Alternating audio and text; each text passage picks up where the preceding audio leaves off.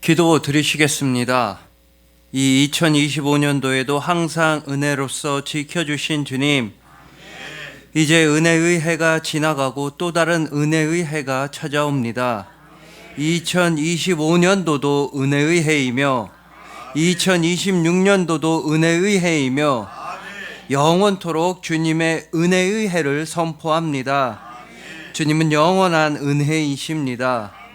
십자가 위에서 스스로 예물이 되시고 대제사장이 되어주셔서 우리를 위한 완전한 속죄의 예배를 드려주신, 우리를 구원하신 우리 주님 예수 그리스도의 이름으로 기도합니다. 아멘. 자, 오늘은 나는 예배자입니다 라는 말씀으로 주님의 은혜를 함께 나누도록 하시겠습니다. 여러분, 잘 아시는 줄리어스 시저한테는 이런 일이 있었다고 합니다. 줄리어스 시저가 로마의 최고 권력자가 되기 직전에 라이벌인 폼페이 장군과 전쟁을 펼치게 됩니다. 이 전쟁에서 이긴 사람이 로마 최고 권력자가 되는 겁니다. 서로 막상막하의 전쟁이 펼쳐지고 있을 때 시저는 세 개의 군단만 데리고 적진 한복판 요충지에 침입해 들어가서 요충지를 점령했습니다. 그리고 이제 지원군이 오기만 하면은 폼페이 장군을 완전히 이기고 시저가 로마의 최고 권력자가 되는 겁니다. 하지만 아무리 기다려도 지원군이 오지 않았습니다. 사실 이 부하 장군이, 시저의 부하 장군인 안토니우스는 괜히 도우러 갔다가 자기가 죽을까봐 무서워서 움직이질 않고 있었던 겁니다. 후방에서 가만히 있었습니다. 그래서 시저는 계속해서 지원군을 보내달라 사자를 보내도 지원군이라든가 대답은 오지 않았습니다. 시저는 결심합니다. 내가 직접 가야겠다. 이거 다른 애들 보내니까 지원군도 오지 않고 내가 직접 가서 지원군을 끌고 와서 이 전쟁을 끝내야겠다. 그래서 시저는 몰래 변장을 하고 3-4명의 군사만 데리고 조각배를 띄워서 바다를 건너, 적진 한복판에 있었으니까, 그래서 적진 한복판에서 바다를 조각배를 타고 가서 지원군을 불러오기로 했습니다. 한밤중에 몰래 조각배를 타고 가는데 폭풍우가 막 몰아치는 겁니다. 그래서 그 배에 있던 3-4명의 군사들이 나 살려라, 나 죽는다 막 이러고 있을 때 시저가 일어나서 크게 외쳤다는 겁니다. 꼼짝 마라, 폭풍우여 가만히 있어라, 여기에 시저가 타고 있으며 시저와 그의 행운이 타고 있다. 그리고 크게 외쳤더니 폭풍우가 그대로였습니다. 뭐 사람 한 사람이 뭐 꼼짝만 한다고 폭풍우가 뭐 멈추겠습니까? 그런데 폭풍우도 그대로였는데 옆에 있던 부하들이 사기충천, 용기 100배를 얻었다는 겁니다. 그렇지, 시저 장군이, 위대한 장군이 우리와 함께 있지 절대로 행운은 이 시저 장군을 버릴 리가 없어 이러면서 부하들이 갑자기 힘을 내서 노를 막 열심히 저어가지고 폭풍우를 뚫고 무사히 지원군을 불러와서 로마의 최고 권력자가 되었다는 겁니다. 여러분, 이처럼 하물며 한 사람의, 보통인 한 인간의 선포라고 할지라도 주변 사람들에게 힘을 주고 응원이 되고 소망을 줄 수 있다고 한다면 우리 주님 예수님의 선포와 약속은 과연 어떠한 힘을 여러분에게 주겠습니까? 여러분, 예수님께서는 다 이루었다라고 선포하셨습니다. 여러분들에게 필요한 구원, 생명, 천국에 필요한 모든 것을 예수님이 십자가 위에서 다 이루셨습니다. 그 은혜로 말미암아 여러분들은 확실한 구원을 얻게 되었습니다. 여러분들이 타고 있는 배의 사공, 여러분들이 타고 있는 배의 선장은 한 사람이 아니라 바로 우리 주님 예수님이십니다. 예수님께서 여러분과 함께 하시기에 여러분들은 행운에 기댈 필요가 없습니다. 운에, 확률에 기댈 필요가 없습니다. 99.99%라고 해도 여러분들은 확률에 기댈 필요가 없다는 것입니다. 100%로 확실한 예수 그리스도의 은혜가 여러분들과 함께합니다. 여러분들에게 필요한 건 행운이 아니라 은혜이며, 여러분들이 의지해야 되는 건 확률이 아니라 은혜이며, 여러분들을 살아가게 하는 것은 꽤나 높은 확률이 아니라 오직 주님의 은혜입니다. 그 은혜로 말미암아 여러분들은 예배자가 되었습니다. 여러분들의 언어가 기도가 되었으며, 여러분들의 호흡이 찬송이 되었으며, 여러분들의 삶 전체가 주님께 온전히 올려드리는 영과 진리의 예배가 되었습니다. 이 예배에 우리의 모든 것이 달려 있습니다. 하지만 오늘 본문에는 예배가 무너지고 있는 장면이 등장합니다. 예배가 무너짐으로써 가정이 붕괴되고 삶이 무너지고 신앙마저도 흐트러져 버리는 모습이 안타까운 장면이 오늘 본문에 등장하고 있으며, 우리 주변에서도 이런 모습을 많이 목격할 수 있습니다. 하지만 참된 사사이신 그분께서, 영원한 대제사장이신 그분께서, 우리의 유일한 속죄 제물이 되어주신 하나님의 어린 양 그분께서 여러분들을 회복시켜 주십니다.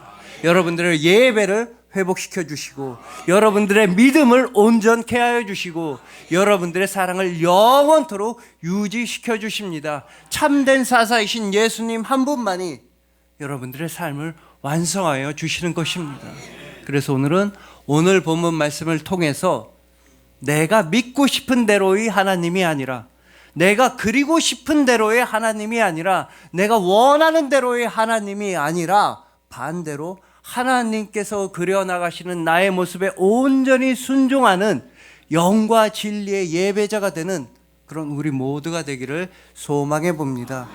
십자가 위에서 영원한 속죄 예배를 드리신 우리 주님 예수 그리스도, 우리의 속죄 제물이시자 우리의 대제사장이신 예수 그리스도의 예배를 통하여서 영원한 천국의 예배자가 되신 여러분들을 주님의 이름으로 축복합니다.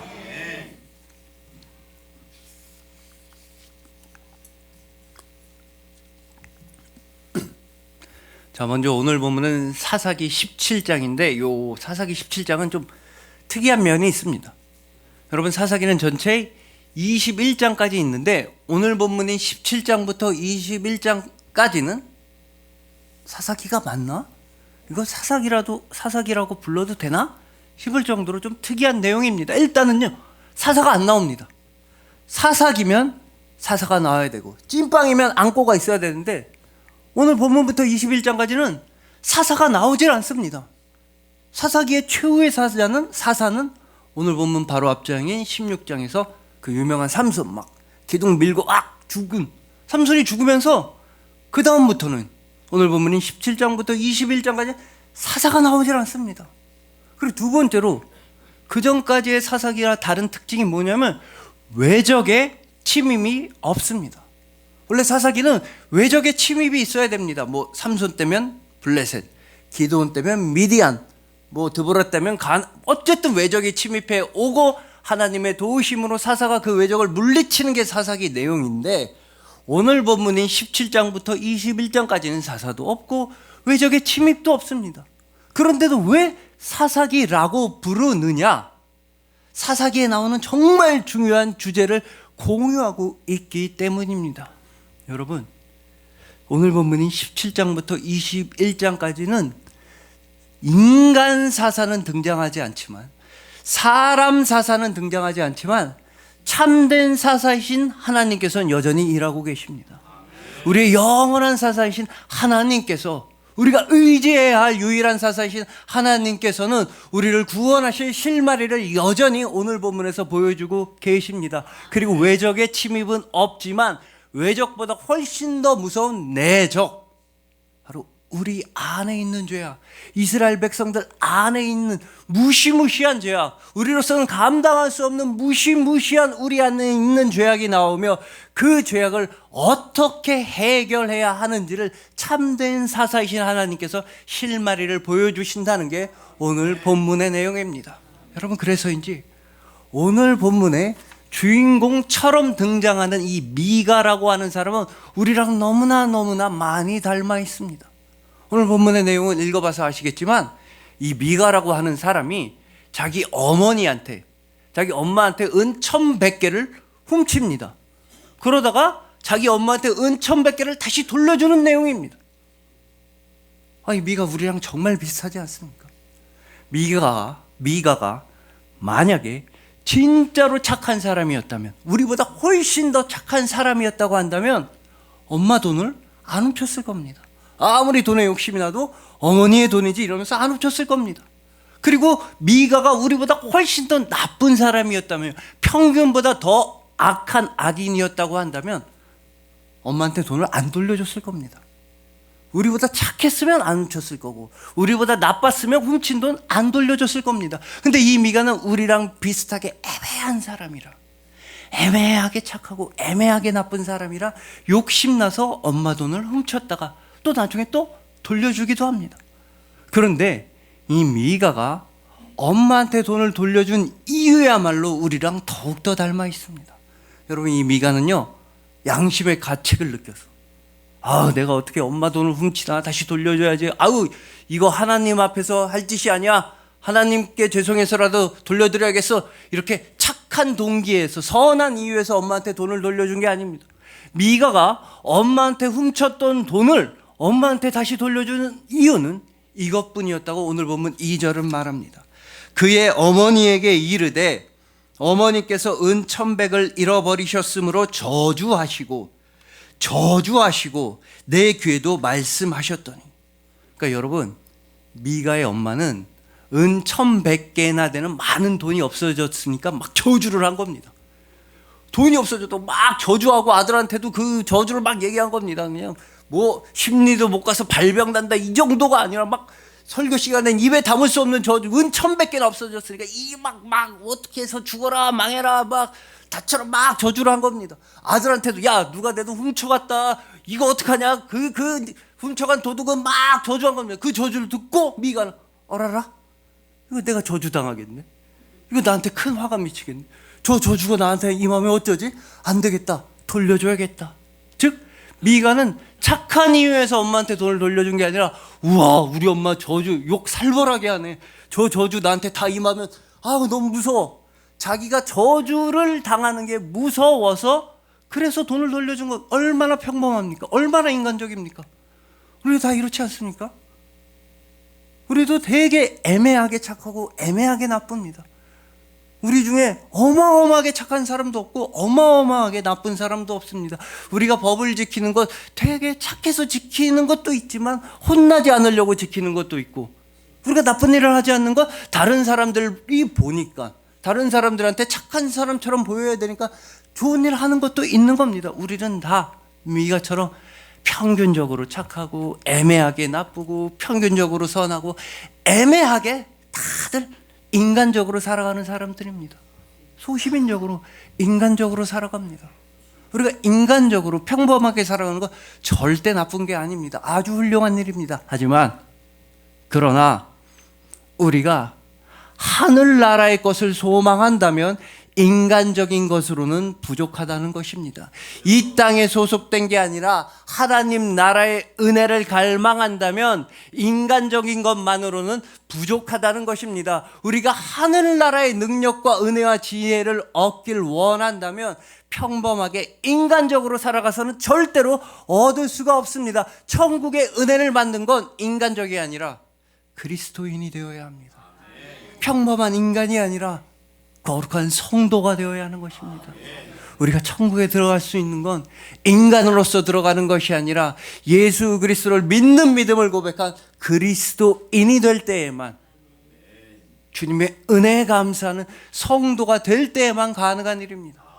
여러분, 제가 대학교 다닐 때 나이 차이가 많은 선배들이 취업하고 가끔 학교에 왔습니다. 그럼 학교에 와서 밥 사주면서 무슨 얘기를 하냐면, 야 니들은 대학생이라 몰라, 야 니들 막 서로 막 뭐 사람 좋다 인간 좋다 그러지, 사람 좋다 그거 사회 나가면 칭찬 아니야, 욕이야 욕. 직장에서 사람 좋다는 말 욕이야 욕. 칭찬할 게 하나도 없을 때, 정말 일 못하는 사람, 이제 그거 잘리겠구나, 일 하나도 능력 전혀 없는 사람한테 사람 좋다고 하는 거야. 저는 그때 그게 무슨 말인지 몰랐습니다. 사람 좋으면 됐지, 그거면 됐지, 뭐 일 능력이 그렇게 중요한가? 하지만 이 자리에 앉아 계신 여러분들도 이제는 아실 겁니다. 사람 좋다는 말은 그렇게 큰 칭찬이 아닙니다. 직장인이면 일을 어느 정도 잘해야 됩니다. 사회인이라고 하면 사회생활도 어느 정도 잘해야 하고 자기한테 주어진 역할을 어느 정도 해내야 합니다. 좋은 사람이 되는 건 물론 훌륭한 일이지만 좋은 사람이기만 해서는 사회에서도 인정을 받을 수가 없다는 것입니다. 하물며 사회도 그런데 우리가 인간적이어서는, 그저 평범한 인간일 때에는 하늘나라의 은혜를 받을 수가 없다는 것이며, 유기성 목사님도 그래서 본인의 책에서 이런 말씀을 하셨습니다. 목사님께서 책을 출간하시고 이렇게 출판 기념회 같은 거에서 성도님들이 책을 사서 오시면 사인을 해주는 행사가 있었다고 합니다. 그래서 이렇게 사인을 해주시는데 어떤 성도님이 질문하시는 겁니다.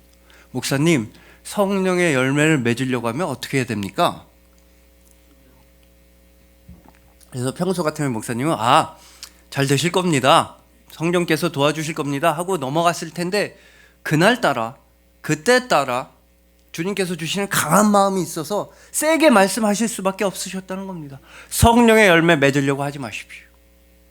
성령의 열매를 맺으려고 너무 애쓰지 마십시오. 사랑과 희락과 화평과 같은 성령의 열매를 내가 맺겠다, 내가 무언가를 해서 성령의 열매를 얻어내겠다, 내가 어떤 행위를 통해서, 나의 행동을 통해서 하늘나라의 은사를 얻어내겠다, 이런 생각 절대 하지 마십시오. 성령의 열매는 오직 성령께서만 맺히게 해주시는 것입니다. 내가 어떤 일을 한다고 해서, 내가 무슨 행동을 한다고 해서 그런 게 맺혀지는 게 절대 아닙니다. 하나님의 일은 하나님께서 행하시는 것이며, 우리가 해야 되는 일은 감사함으로, 오로지 감사함으로 기도할 때 그 순종하는 마음에 하나님께서 성령의 열매를 주신다고 목사님은 말씀하셨다는 것입니다. 여러분, 마찬가지로 우리가 인간이 아니라 그리스도인이 되고, 우리가 죄인이 아니라 거룩한 성도가 되는 것, 천국의 열매를 얻게 되는 것, 우리 스스로 얻은 게 절대 아닙니다. 오직 주님께서 얻게 해주신 것입니다. 주님의 은혜로 받게 된 선물입니다. 오늘 본문에도 그러한 은혜의 그림자가 비치고 있습니다. 여러분, 오늘 본문에 미가가 이렇게 막 엄마 돈을 훔쳤다가 다시 돌려줬다가 이렇게 나쁜 일을 하게 된 건 미가의 잘못도 있지만 미가의 어머니에게도 책임이 있다고 팀 켈러 목사님은 말씀하십니다. 왜냐하면 본문 2절에 이렇게 증언하고 있기 때문입니다. 미가가 내가 그것을 가졌나이다 하니, 어머니 돈 내가 훔쳤어요 라고 하니, 그의 어머니가 이르되 내 아들이 여호와께 복받기를 원하노라 하니라. 그럼 보십시오, 이 어머니 얼마나 이상합니까? 그 전까지는 저주를 했습니다. 누가 내 돈 1,100개를 훔쳐갔어. 아들아, 이 훔쳐간 도둑 아주 망해라, 아주 나쁘게 되라, 저주 막 저주하다 엄마 내가 훔쳤어. 우리 아들 복 받아라. 야, 내 돈 누가 훔쳐가가지고 그 훔쳐가 심리도 못 가서 엄마 내가 훔쳤다. 그래, 우리 아들은 복 받아야지. 잘했어. 아이고 도둑질 잘했다. 바로 여기에 이 가정에 문제가 있다는 것입니다. 미가의 어머니는 미가가 은 1,100개나 되는 그렇게 많은 돈을 훔쳤는데도, 도둑질이라는 죄악을 저질렀는데도 전혀 혼내질 않았습니다. 얘야, 그건 잘못한 일이다. 하나님께 회개 기도해야지. 얘야, 그런 나쁜 짓을 저지르면 안 된다. 책망하거나 훈육하거나 혼내질 전혀 않았다는 겁니다. 막 저주하다 아들이 훔쳤다. 아이고 복 받아야지. 솜방망이 처벌도, 이런 솜방망이 처벌이 없었습니다. 이런 식으로 미가를 길러왔기 때문에 미가는 엄마의 돈, 되게 많은 돈을 훔치는 죄악을 저지르게 되었다는 겁니다.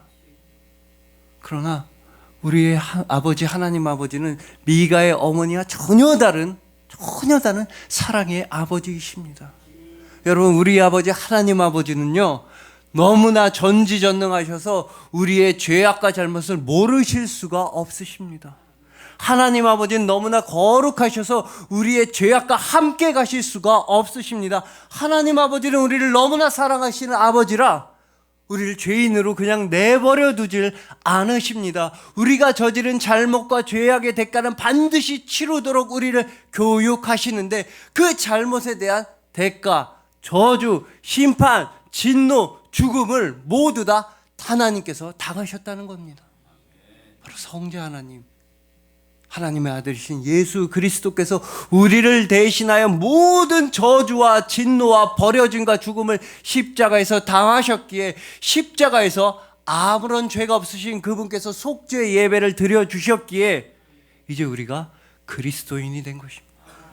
이제 우리는 더 이상 죄인이 아니라 구원받은 성도, 거룩한 성도가 될 수 있었던 것입니다.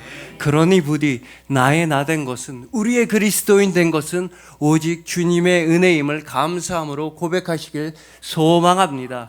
우리의 모든 죄악은 예수님의 십자가 보혈로서 씻어졌으며 십자가 보혈로서만 씻을 수 있음을 기억하시길 소망하는 것입니다. 우리 주님 예수 그리스도께서 우리를 대신하여 진노와 저주와 심판과 죽임을 당하심으로써 우리를 그리스도인으로 새롭게 빚어주신 여러분들을 주님의 이름으로 축복합니다.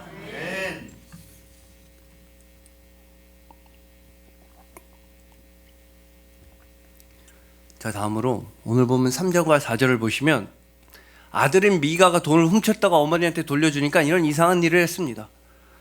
어머니는 돈을 받아서 이 돈 다시 찾았으니까 이 돈 여호와께 드리자, 여호와 하나님께 드리자 그러면서 또 뭘 했냐면 신상을 만들어서 아들아 내가 너를 위해 신상을 만든다, 은을 부어가지고 우상을 만들겠다고 한 겁니다.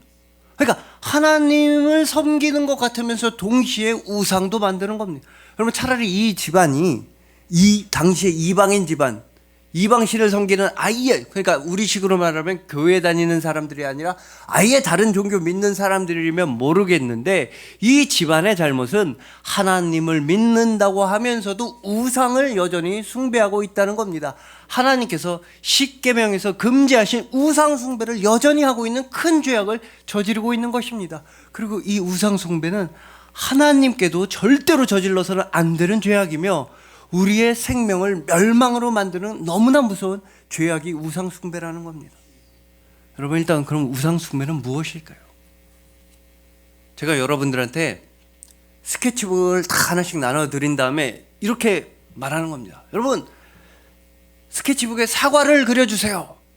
사과를 제일 잘 그리신 분께 상품을 드리겠습니다. 그럼 여러분들은 스케치북에 사과를 그리실 겁니다.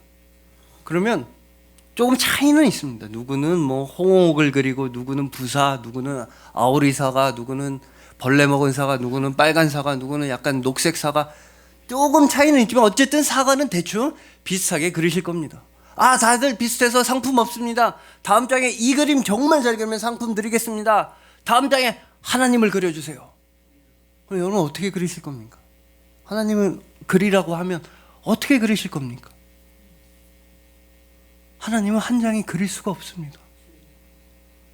하나님은 스케치북 한 장에 그릴 수 있는 분이 아니십니다. 하나님은 때로는 인자하시고 자애로우시며 은혜로우신 아버지이십니다. 하나님은 때로는 너무나 큰 능력을 보여주시는 위엄 있으신 왕이십니다.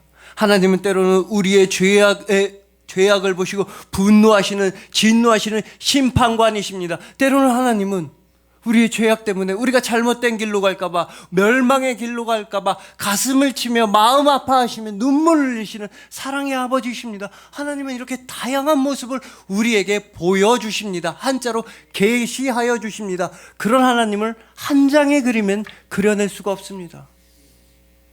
여러분, 그래서 우상 숭배는 뭐냐 하면 우리의 하나님을 단 한 장의 그림에 그려놓고 요 하나님만 진짜 하나님이라고 우기고 섬기는 것, 그게 바로 우상 숭배입니다. 즉 하나님을 있는 그대로의 하나님이 아니라 내가 원하는 모습으로 만들어 놓은 것, 하나님께서 우리에게 다가오시는 모습 그대로 받아들이는 게 아니라 내가 그리고 싶은 하나님의 모습만 그려놓고 우상 숭배하는 것, 하나님께서 우리에게 보여주시는, 계시하시는 다양한 모습이 아니라 내 마음에 쏙 드는, 내 욕심에 쏙 드는 모습만 골라서 섬기는 것, 그게 바로 우상 숭배인 것입니다. 이런 우상 숭배는 대표적으로 양극단이 있습니다. 한쪽에는 우리가 보통 기복신앙이라고 부르는 그런 모습이 있습니다. 하나님은 우리한테 복 주시는 분이지, 복 엄청 많이 주시는 분이야, 복만 주시는 분이야. 물론 하나님은 우리에게 복을 주십니다. 엄청난 복을 주십니다. 하지만 그런 기복신앙의 문제는 하나님의 공의, 하나님의 정의, 하나님의 심판을 나몰라라 한다는 겁니다. 내가 어떤 짓을 해도 하나님은 날 봐주셔. 내가 어떤 잘못을 저질러도 하나님은 날 성공하게 해주셔. 내가 어떤 죄악을 저지른다 해도 그건 하나님께서 알아서 해주실 거야. 극단적인 예를 들자면, 나는 하나님을 믿으니까, 나는 교회를 다니니까 술 먹어도 괜찮아. 소주 2병 3병 마시고 음주운전을 하는 겁니다. 나는 하나님을 믿으니까 음주운전 후 불어도 하나님이 수치가 0 나오게 해주실 거야. 나는 음주운전해도 안 걸릴 거야. 음주 단속에 걸리지 않을 거야. 여러분, 이건 물론 극단적인 사례지만 그 수위를 낮춘다면 우리는 이런 일 얼마나 많이 하고 있습니까? 내 마음대로 살면서 내 죄악을 내가 하고 싶은 대로 저지르면서 내 정욕대로 살면서 하나님이 뒤처리해 주시겠지, 하나님이 뒷수습해 주시겠지, 하나님은 내 뒷감당해 주시는 분이야, 하나님을 마치 도구처럼 사용하는 일이 얼마나 많이 있습니까? 다른 쪽 극단은 이단이나 사이비들이 있습니다. 아, 교회 다닌다고 다 천국 가는 줄 알아? 여기 앉아있는 사람 중에 지옥 갈 사람 얼마나 많은 줄 알아? 이렇게 사람들에게 겁을 주고 협박하면서 사람들을 막 조종하려고 합니다. 모든 사안에 하나님의 뜻이라는 이름을 붙이면서 자기 생각을 다른 사람들에게 조종하고 이용해 먹기 위해 모든 일에 있어서 하나님의 뜻이라고 망령되이 하나님의 이름을 일컫는 그런 경우가 있으면 양쪽 극단이 있습니다. 여러분, 이 우상숭배 양쪽 극단의 특징이 뭔지 아십니까? 그건 하나님의 말씀에서 벗어나 있다는 것입니다. 우리가 하나님에 대해 얘기할 때 절대로 벗어나면 안 되는 기준은 하나님의 말씀, 하나님께서 우리에게 직접 주신 말씀, 성경밖에 없습니다. 즉 우상숭배라는 건 다른 게 아닙니다. 우상숭배는 다른 게 아닙니다. 하나님에 대해서 말할 때 성경보다 더 말하거나 성경보다 덜 말하면 그것이 우상숭배입니다. 하나님에 대해 말한다고 하면서 성경보다 덜 말하는 것, 하나님의 정의는 빼놓고서 하나님의 복만 말하는 것, 그게 우상숭배이며, 하나님에 대해서 말한다고 하면서 모든 사안에 모든 일에 하나님의 이름을 갖다 붙이면서 자기 생각을 덧붙이는 것, 하나님에 대해 말하면서 성경보다 더 말하는 것, 그게 우상숭배입니다. 그리고 그 죄악은 에덴 동산에서부터 있었습니다. 간단히 말해서 뱀은 하나님에 대해서 말할 때 하나님의 말씀보다 더 말했으며, 하와는 하나님에 대해 말할 때 하나님의 말씀보다 덜 말했다는 것입니다. 뱀은 하나님께서 알려주신 하나님의 말씀보다 더 말했습니다. 하나님이 정말 죽는다고 했느냐? 하나님이 너네 질투하는 거 아니냐? 선악과 먹으면 너네 똑똑해질까 봐 그런 거 아니냐? 뱀은 하나님에 대해 말하는데 하나님의 말씀보다 훨씬 더 많은 말을 했습니다. 하와는 하나님에 대해 말할 때 하나님의 말씀보다 훨씬 덜 죽을까 하노라. 하나님은 죽는다라고 말씀하셨는데 죽을까 하노라. 하나님의 말씀보다 덜 말한 것입니다. 여러분, 이 우상숭배, 성경보다 하나님에 대해 더 말하거나 덜 말하는 건 이게 위험한 이유는 너무나 쉬운 길이라 그렇습니다.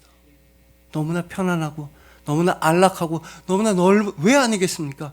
내가 그리고 싶은 대로 하나님을 그려놓고 내가 원하는 모습의 하나님만 믿는데 그게 왜 어려운 길이겠습니까? 그렇게 쉬운 신앙생활이 어디 있겠습니까? 하지만 예수님은 말씀하셨습니다. 멸망길을 조심해라. 쉬운 길로 가지 말아라. 넓은 길로 가지 말아라. 그곳은 잠시 잠깐 좋아 보일지 몰라도 멸망으로 가는 길이다. 좁은 길로 가라. 좁은 길로 가라. 여러분, 우리가 하나님에 대해서 말할 때 좁은 길로 간다는 건 이런 겁니다. 우리가 정말로 정직하다면, 우리가 정말로 정직하게 신앙생활한다면, 우리가 하나님에 대해 말할 수 있는 것, 하나님께서 우리에게 다가오시는 모습, 우리가 하나님에 대해서 그리스도인 그러면 딱 하나밖에 없습니다. 그건 십자가에 매달려 죽으신 그분, 십자가에 매달려서 우리 대신 피 흘려 죽으신 그분, 십자가에서 돌아가신 예수 그리스도, 그것 말고는 우리는 하나님에 대해 말할 수 없는 것입니다. 여러분, 오늘 본문의 미가의 집에서는 아주 이상한 일이 벌어졌습니다. 미가는 원래 자기의 것이 아닌 원래 엄마의 것인 돈을 훔쳤다가 그걸 다시 엄마한테 돌려줬습니다. 그러자 엄마는 미가를 복받으라고 했습니다. 축복했습니다. 하지만 하나님 아버지와 아들이신 예수님 사이에서는 이와 정반대의 일이 벌어졌습니다. 예수님께서는 원래 예수님 것이 아닌 것을 훔치신 게 아닙니다. 예수님은 원래 예수님 것, 영원 전부터 예수님에게 속해 있었던 것을 아버지께 돌려드리셨습니다. 단 한순간도 예수님의 것이 아니었던 적이 없는 것, 언제까지나 예수님에게 속해 있었던 것, 바로 생명을, 아들이신 예수님은 당신의 생명을 십자가에서 하나님 아버지께 돌려드리셨습니다. 즉 예수님께서는 십자가에서 예배를 드리셨다는 것입니다. 당신의 죄악 때문이 아니라 우리의 죄악 때문에, 죄가 없으신 그분께서는 당신의 생명을, 우리의 생명이 아니라 당신의 생명을 아버지께 돌려드리셨습니다. 그러자 하나님 아버지는 유례가 없는 복을 아들이신 예수님에게 주셨으니 바로 부활이라는 복을 주셨던 것입니다. 그리고 예수님은 그 부활이라는 복을 여러분들에게도 무한하게 넘치도록 나누어 주셨습니다.